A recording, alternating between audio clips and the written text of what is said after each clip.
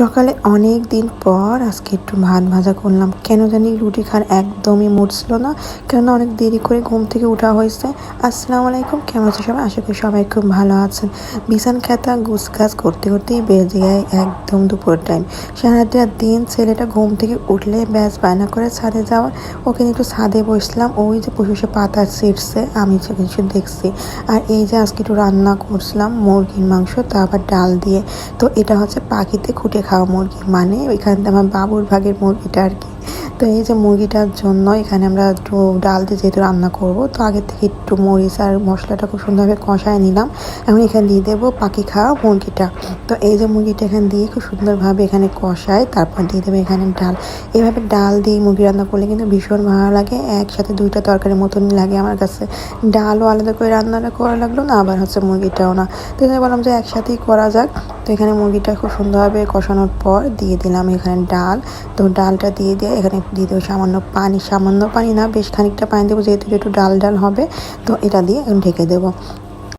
বেলা বড় হয়ে গেল দেখতে দেখতে। এখন বিকেলটা একটু বাইরে না গেলে কিন্তু বাবু নিয়ে একদমই হয় না, যেহেতু বেলা বড়, ওর মনটা তো একদমই মানে না ঘরে।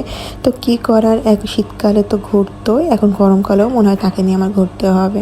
তো রান্নাটা কিন্তু বেশ সুন্দর হয়েছিল, আর হচ্ছিল মজাদারও ছিল, যেহেতু দেশি মুরগি এবার ডাল রান্না করলে বেশ ভালো হয়। তো আমি ভাবলাম একটু বাগার দেওয়া যাক, তাই টেস্টটা আর একটু ভিন্ন হবে। তো এখানে একটু রসুনের বাগার করে দিলাম।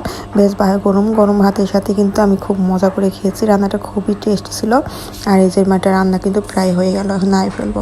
তো নিজের মতো করে থাকতে গেলে নিজের মতো করে রান্না করা যায়। যখন বাসায় কেউ থাকে তখন একটু অন্যরকম রান্না। মেন কথা হচ্ছে যখন পুরুষ মানুষের জন্য রান্না করা হয়, তখন আমি খুব মনোযোগ দিয়ে একটু রান্না বান্না করে থাকি, আর যখন আমি নিজে ভাবি খাবো তখন আমি হাবি জাবি রান্না বান্না করে থাকি। এটাই হচ্ছে পার্থক্য। আসলে আমারটা খারাপ হলেও আমিই বলবো, ভালো হলেও আমিই বলবো। তো এখানে আমি খুব মজা করে খাচ্ছিলাম, যেহেতু একদম মাংস দিয়ে ডাল দিয়ে একদম মনে হচ্ছিলো একদম বিয়েবাড়ি খাবার মতো। আর এদিকে আমার পুচুটা নিয়ে আমি বাইরে গেছিলাম, একটু শপ ছিল। তো ওকে নিয়ে আজকে টয়লেটে করে বসেছে, সে খুব এনজয় করতেছিল। আর সে সবার আগে সেটা চিপস কিনতে গেল। তো কেমন লাগলো জানিও। আল্লাহ হাফেজ।